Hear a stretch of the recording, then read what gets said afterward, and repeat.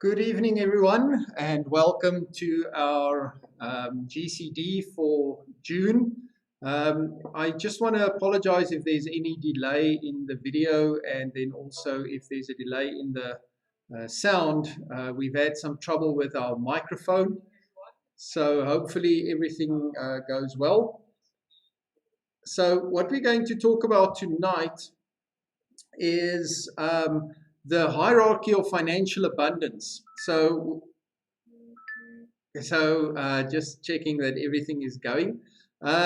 So what we're going to talk about is the hierarchy of financial abundance, and we're going to chat a little bit about how do you go about building wealth and building abundance, and how does this fit in practically into our 5-step process, as well as the coaching that we do, the personal financial coaching that we do. So without wasting too much time, let's get into the hierarchy of financial abundance. So if you look at that, it looks almost like a pyramid when you start building the structure of yours, which leads to financial abundance. So if you look at the first one that we need to look at, the foundation is your financial intelligence. So financial intelligence is understanding what you are doing, becoming an active participant in your financial abundance, in your financial future, and actually going about teaching yourself how to get there. This is also part of our step 1, which is called Invest in Yourself, where we start teaching you the tips, the tricks, the shortcuts, the basics of understanding this. The problem where most of us sit with is that we come from generations of people that come from an education system that teaches us how to become a good employee and earn an income, but it never teaches us what to do with the income. So we never taught how do we win at this game of money. So this foundation, and you can see here, this is the bottom part of your pyramid. And this is usually what's below ground to keep stability in this whole thing. If you have the financial intelligence, you can make better decisions. You can make sure that you don't get conned with scams and those kind of things, and you have an actual strategy. Once we've built this foundation, we then move to your next level, which is your risk management level. These are the things that could happen to you that changes your life or changes your dependents' lives forever. For example, something like a death or a disability or a severe illness, a short-term insurance claim, they steal your car, they break into your house, anything like that. We've got your health insurance, which is your medical aid, your gap cover, hospital plans, all of those kind of insurance. We've got your estate planning or your will that makes sure that your estate is planned so that you have the least amount of estate costs. You limit your estate duty that is payable, and you have provisions that the assets that you've built through your life actually reaches your dependents and is not eaten up by all these unnecessary costs. And then the final one is your financial or your final expenses, which is those costs after you pass away that needs to be incurred. Your family needs to have an income for a couple of months until your estate is wound up, until all the life cover have paid out. And all of this builds financial stability. So that's the first thing you want to build in your hierarchy, is financial stability. That doesn't matter what happens to you, what unforeseen event might happen, you and your family will be looked after. The main thing there is the way that you have to approach that. What typically happens in the financial services industry, the approach is to look at what have you got and trying to beat what you've got. Where our approach to this, and the approach that you should have, is not what have you got, it's what do you need first. And only once you've determined exactly what you need do you build something that does that. No more and no less. So once you've built your financial stability, you then go to your next level, which is your savings level. So at this level, you're still not investing. You're only saving money, and you're saving money into a lot of different things. Now, how do you create savings, and how do you get into a position where you can save?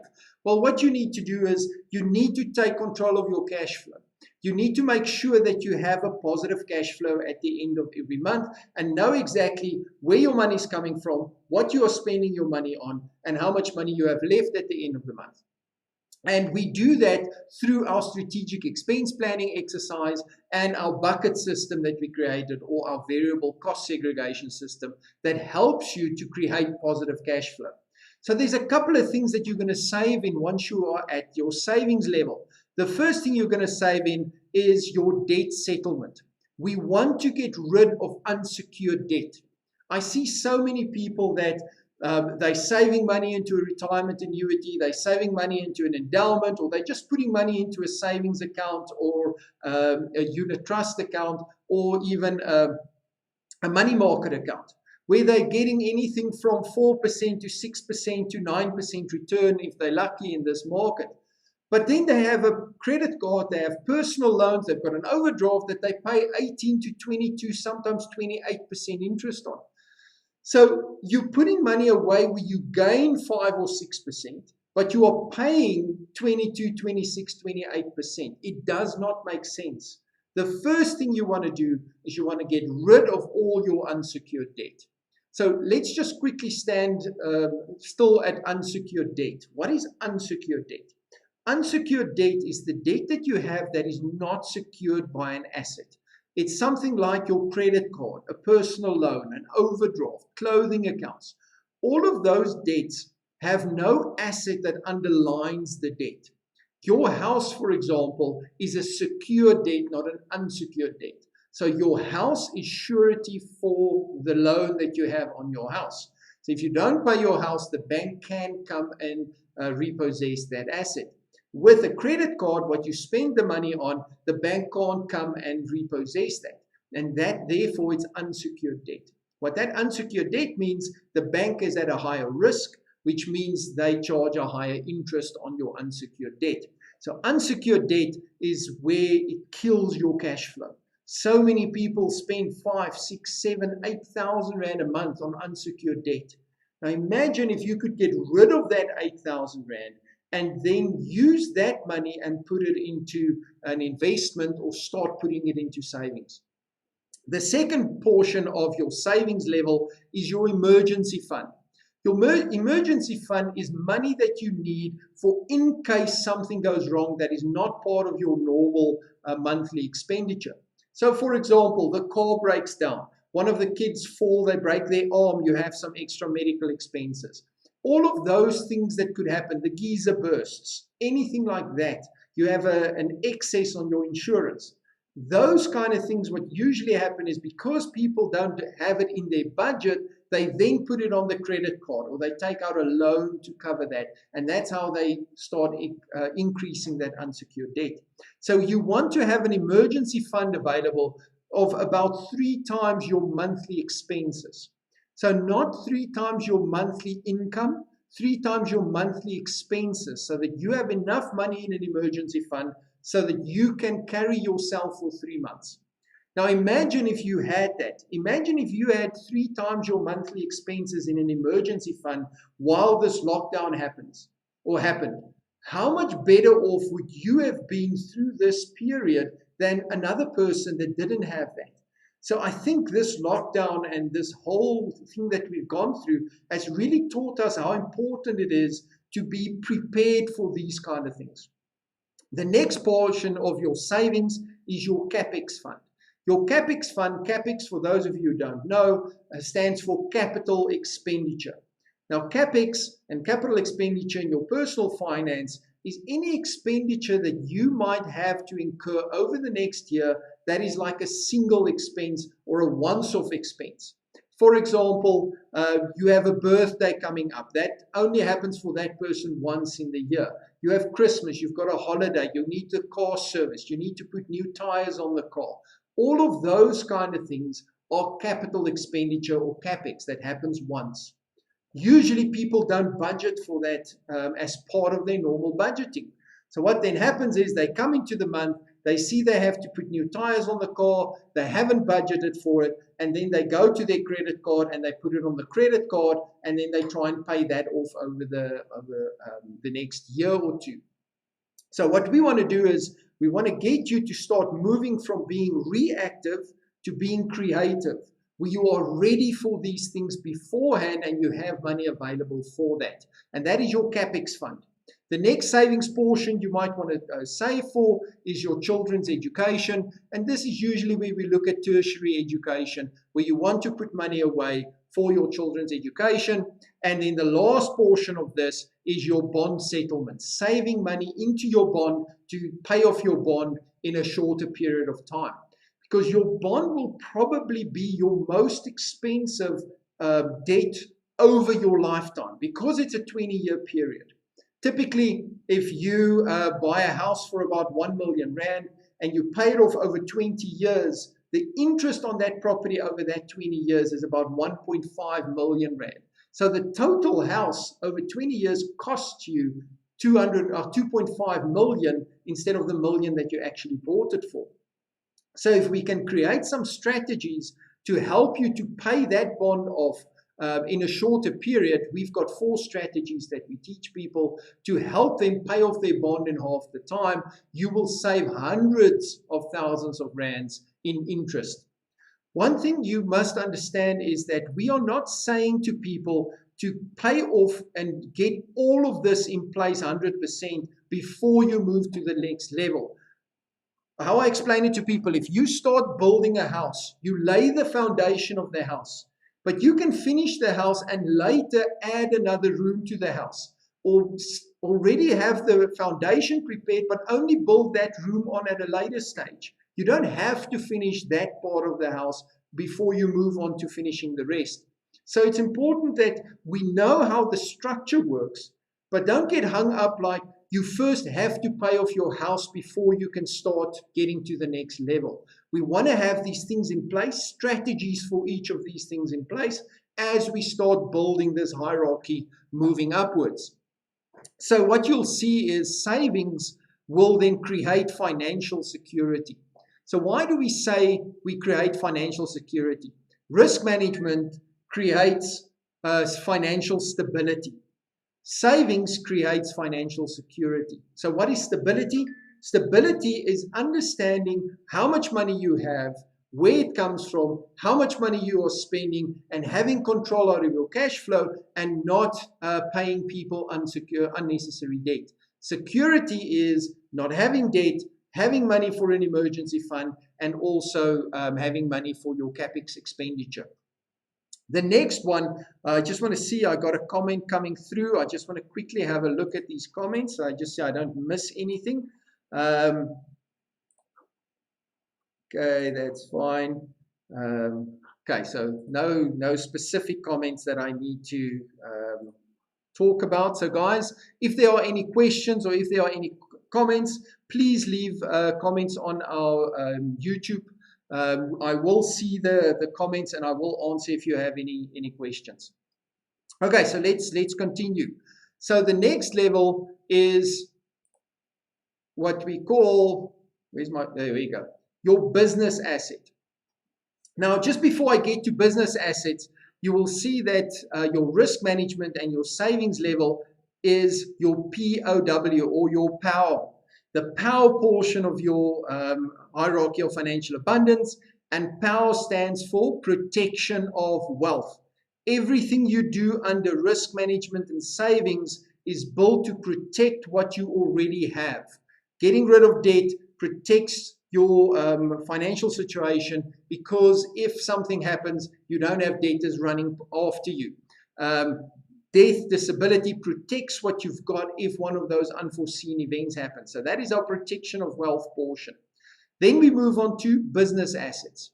So the purpose of creating a business asset is about building what we call MSI. MSI is multiple sources of income. So most of us have one source of income, and we call that our PSR, our primary source of income. Or another word for that is what we call your lifestyle income. Your lifestyle income is the money that you earn from your primary business or your primary job that funds your lifestyle. That typically pays for the stability and security portion of this hierarchy of ours. It does the risk management, it does the savings, it pays for the car, the children's school fees, the clothing, the food, all of those kind of things. The problem is that we've been taught that as long as we save enough of our lifestyle income, we'll eventually have freedom. But it doesn't work that way. You cannot save enough money just from one source of income over your lifetime to build financial independence. So we need to start creating multiple sources of income. But what you'll see we do is we first take control of your financial situation before we move and start creating multiple sources of income. Why do we do that? Most people look at it and they start a business at exactly the wrong time. They start a business when they need the money. So they look at their financial situation and they say, well, I can't get out with the salary I'm paid, so I need to start earning some extra money. So they start a part-time business and they start earning some extra money. The problem is most of the time people's financial situation is not an income problem, it's an expense and financial management problem. So we never address the root cause of the problem. Why aren't you coping with the money that you have at the moment? So through the first couple of levels that we work through is we make sure that we understand how much control have you got over your cash flow, and we help you to take control. Because if people don't do that, if they don't address the root of the problem, all these extra money that we generate through a part-time business, through doing something over the weekends, only goes, the expenses increase because we don't have control over our expenses, and then that money isn't extra money anymore. It's just more money. So then if you don't have that money, suddenly you're in trouble. So what I always say is, when we do create that without addressing the root cause of why we're not coming out with the money we have, we're not giving people freedom. We are just expanding their prison cell, and they're still in prison, they're just in a little bigger prison cell. Okay, so business assets that you can start and earn some extra income from there is something like a new venture where you have a business idea, you start it from scratch, and you start earning some extra income from there. The second one is you can go and buy a franchise. You can go get yourself a Wimpy franchise or whatever franchise is out there, which is already a business that is settled. They've got a proven business structure and a business plan, and they've got a turnkey model that you just plug into to earn some money. So the risk in a franchise is usually a little bit lower than in a new venture, because a new venture is something that you have to do from scratch. But your profit margin on a new venture is usually a little bit higher than you have on a franchise. The third option is a network marketing model, and that is where you start some kind of a network marketing business. Now, there's numerous network marketing businesses out there. I'm not going to go into a whole bunch of explanation of what network marketing is and what business opportunities are out there. But what is important to note here is make sure that it is a legitimate network marketing business. You can make a good amount of extra income with a network marketing business, but there are a lot of scams out there. So if you want to know how to spot a scam and how to make sure that you don't lose money in a network marketing business, go watch our video on how to spot a financial scam that is also on our YouTube channel.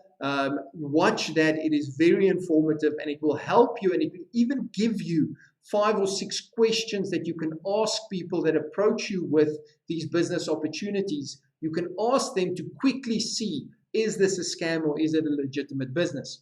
Then we have a thing called authorship. Authorship is where you create something that will give you royalties or residual income. One of the best known ones is you go and you write a book. So if you write the book, that book gets published. You do all the work to write the book initially, then it's already done and it gets published. And the more it gets sold, the more money you make on it. If you do something like you record a song and that song becomes like a one-hit wonder, every time that song is played, you will receive royalty.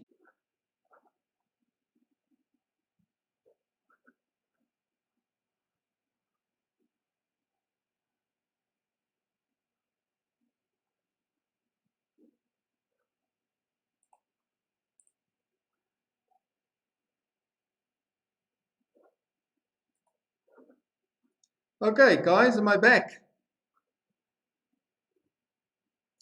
Okay, it seems like I'm back. I apologize for that. For some reason, our internet connection just went off and lost me. Let me just check, guys. Just want to see and make sure that we are still on. Okay, can somebody just let me know if we are live?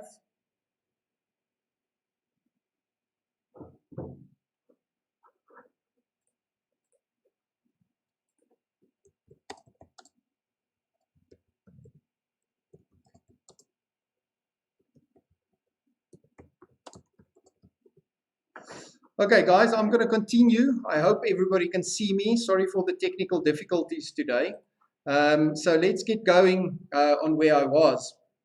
So consulting is when you have some kind of specific skill through training, through your work, that you could go and on a part-time basis help other companies or other people with that skill by consulting with them, whether it's management consulting, whether it's specific consulting that you can do.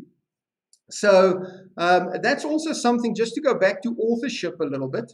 That's also something, if you've got experience in a specific sector or something specific, you can always go and write a book or a training manual about that so that you can teach other people. There's numerous ways. You can do ebooks, you can do all of those kind of things, and you will be able to receive royalties from that.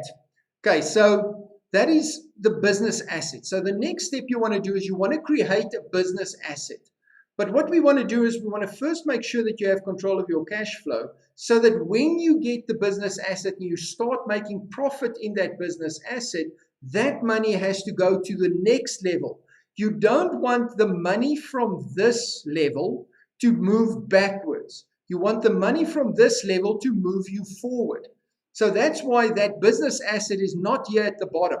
We don't start with starting a part-time business, because if you start a part-time business, you first have to fund this out of your part-time business. And that's not what we want. We want to first take control of your situation, then start a part-time business or become an entrepreneur, like our step 3 of our process explains, so that that money can be moved to move you up the hierarchy or up the pyramid. Okay, so the business asset then takes you to the next level, which is where you start building capital assets. So capital assets is where you take your money, you put it into an investment, and that investment then builds a capital asset.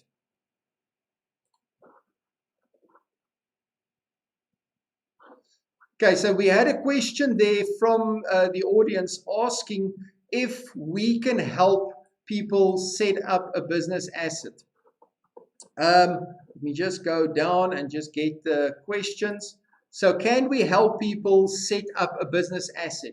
Yes, when you get to that level and you need help in setting up a business asset or discussing ideas behind your own venture, we can help you with that. We also have an opportunity for people that gets to that level where they can actually part with Retire Rich and Happy and iRetire Enterprises, and through us and our Business in a Box model actually create their own business asset in conjunction with us. Another question I have is, what are the chances of starting a successful a business or franchise now? This is something I get quite a lot, where people say, gee, is this the right time to start a business? Shouldn't I wait until the industry or the economy improves? One of the things that we must understand is that when the economy is at its worst, and when there's lots of difficulties for people economically, there is more opportunities because there are more problems that can be solved. Because what is a business actually? A business is somebody who identified a problem, created a way for them to solve that problem for people, to add value to people's lives. So in a time like we are at the moment, there are a lot of problems. So if you can find a problem that you can solve in a unique way, and that can add value to people's lives, you can make a killing in this economy as we are now. Remember, when they say the economy is down, it doesn't mean that every single person, their financial situation is in trouble. It means the total economy, the macro economy is down. But you need to look at yourself as a micro economy. You don't have to be influenced negatively by the macro economy if you can see opportunities, find those opportunities and capitalize on them. So is it a good time to start a business?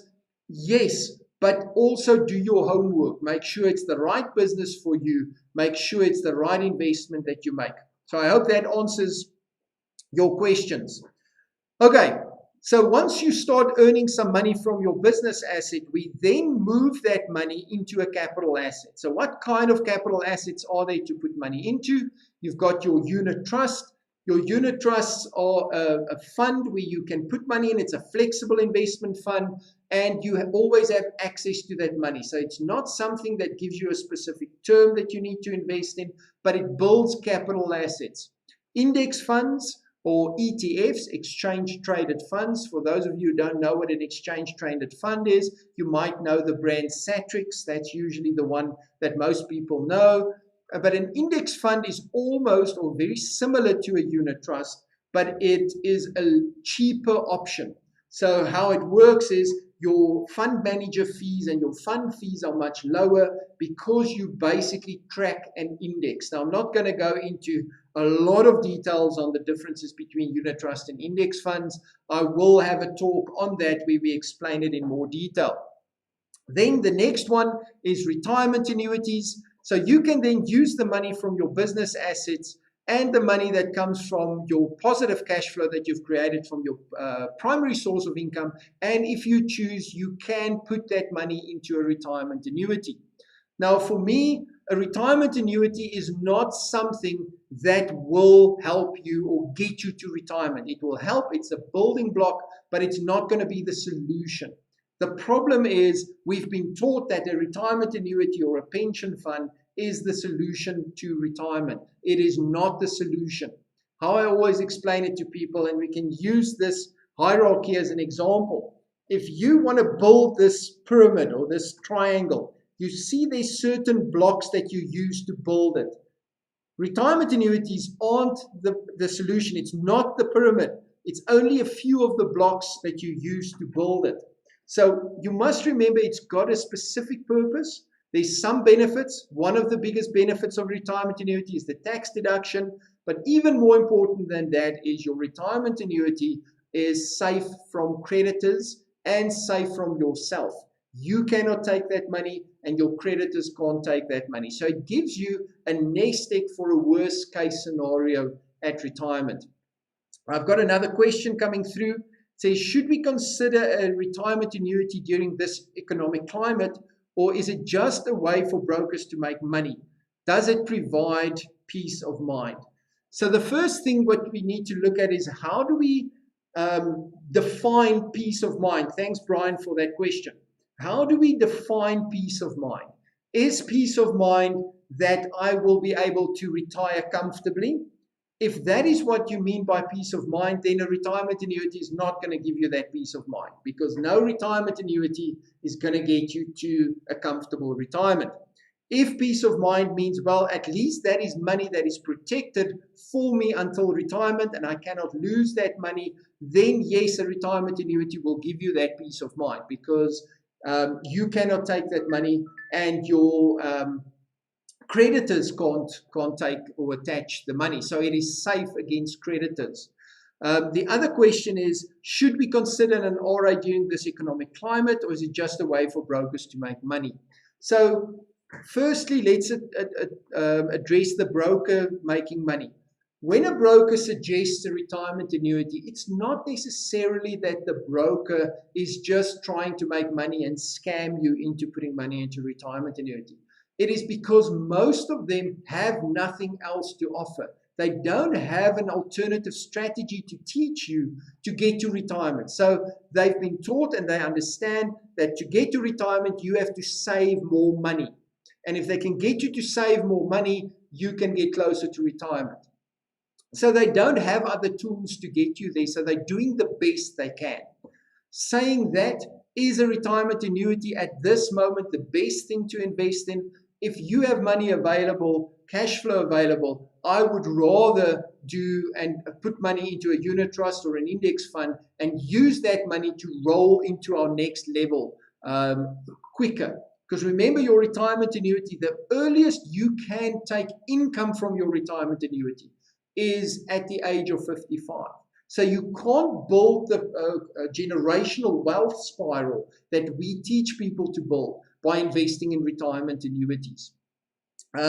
So the one thing I want you guys to just also keep in mind, it is very seldom, if ever.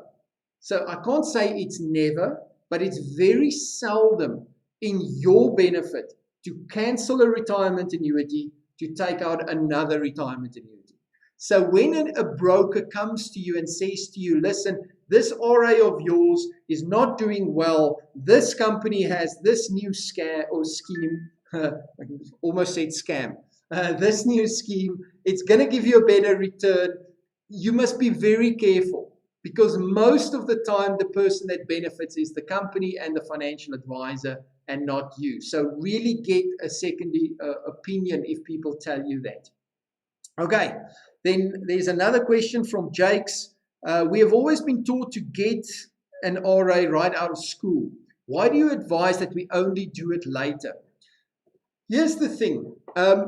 There's nothing wrong with getting an RA if you're just out of school. But if you want to really build abundance and build wealth, here's the thing that they teach you.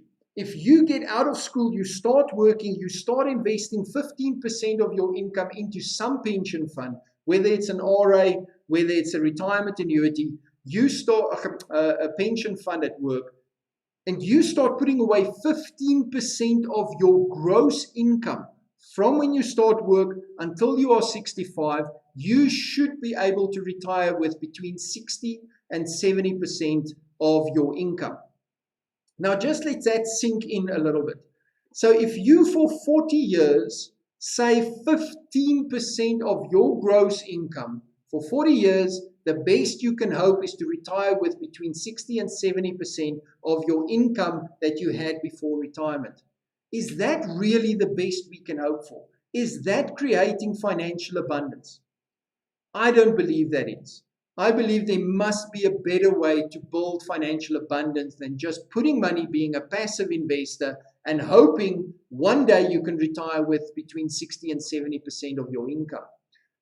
The second thing we need to look at is how many people actually do that. How many people start working, take out an RA, take 15% of their gross income, and put that away for the rest of their life until they reach 65. And I will promise you the percentage is minuscule.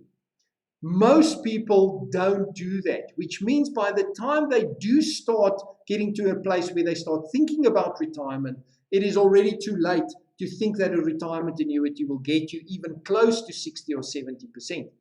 So what we say is you first have to build your building blocks so that you can get the foundation right, so that you can start building on top of that. I see so many people, and most people want to become investors, but they don't want to do the groundwork to be ready to be an investor. You first have to do the groundwork to get ready for that. So, Jakes, I hope that answers your question. Benny asks, if my business is in distress, would you be able to assist me? Well, we can advise, we can do a consultation with you, we can see if there's ideas that we can help you with, but we are not business rescue practitioners. So we can advise, but we're not necessarily going to be able to do a business rescue for you. Okay, where does a tax-free savings account fit in, Brian? It will fit in around the capital assets under endowments, retirement annuities, or index funds. So it will sit in this level. And a tax-free savings is also a long-term savings. You have to put at least 15 years into a tax-free savings. It is not a place where you can put your money, take it out again, put it in, take it out again. So it's very important that when you look at a tax-free savings, you put it in for a long term. because your actual benefits for a tax-free savings only builds when there's a lot of money that's creating return on that investment. So yes, tax-free savings, that's a good question. Tax-free savings will fall in under capital assets. Okay. When is it too late to start with Retire Rich and Happy, and at what age is it too late? I don't think it's ever really too late. Our plan and what we teach people is that you can go and get to financial retirement within 10 years. So if you feel you still have 10 years to contribute and you want to change your financial situation and get to financial retirement, we can help you do it in 10 years. So that is up to you. If you feel you're too late, then we can't help you. But if you really feel you've still got 10 years to give it, you can get to financial retirement. I mean, you look at Colonel Sanders, who in his 70s only started KFC and died a multi-millionaire. So it's never too late to make a change to your financial situation. Okay, so let's get to capital assets. The capital assets then build up a capital asset, but the purpose for this capital asset is to eventually generate income, and that is our next level. So what the capital assets do is it starts building financial gain. So now you are starting to invest. You're starting to become an investor. From there, we start moving your money into what we call income generating assets. So what is an income generating asset?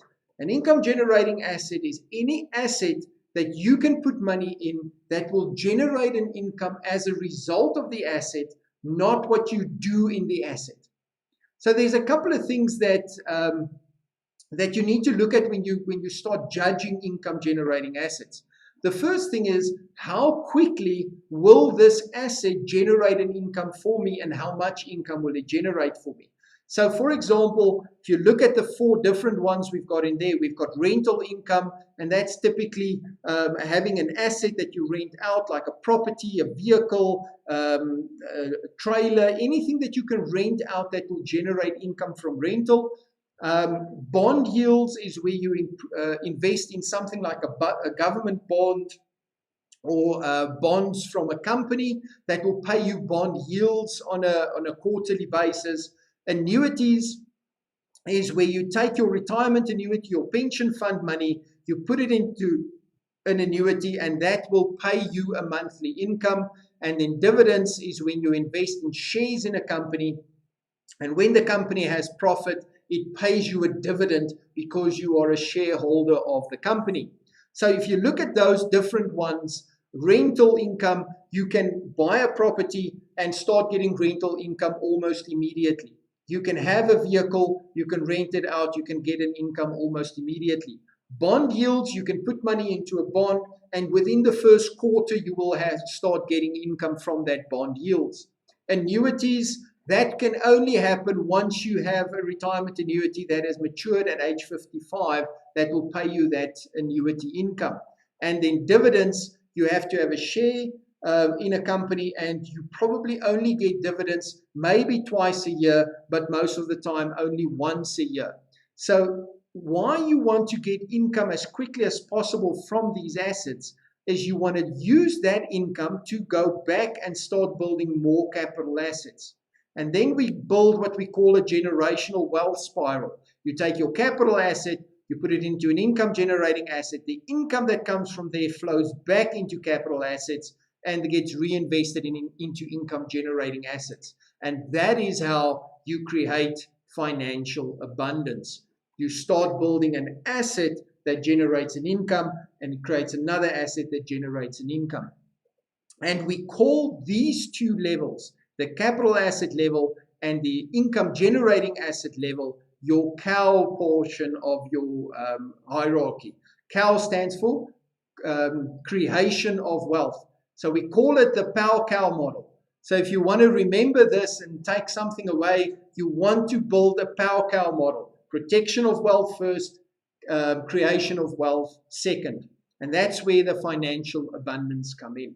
So if you look at this, you will also see that this is exactly the 5 steps that we follow. We have financial intelligence at the bottom, which is invest in yourself.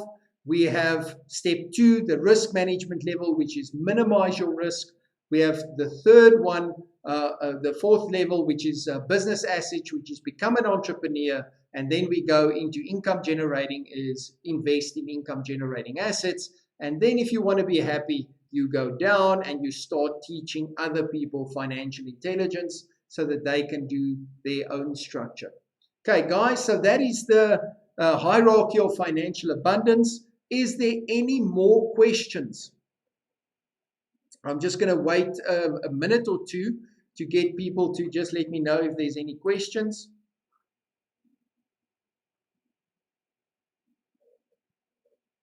Okay, we had some nice questions tonight. I want to thank everybody that participated in the questions. I apologize for the technical difficulties we had in the middle. And I want to thank all of you for attending and being part of this live broadcast of ours. We're going to have another one in next month, another GCD. We will let you know what the topic's going to be. And yeah, guys, enjoy the rest of the evening. I hope you benefited from this information. And if you have any questions, please be in contact with our company. You can email us on info@retirehappy.co.za. You can call us on 087-809-0603, or you can WhatsApp us on 082-641-3555. And yeah, we will definitely be able to help you. Guys, thanks a lot, and have a great evening.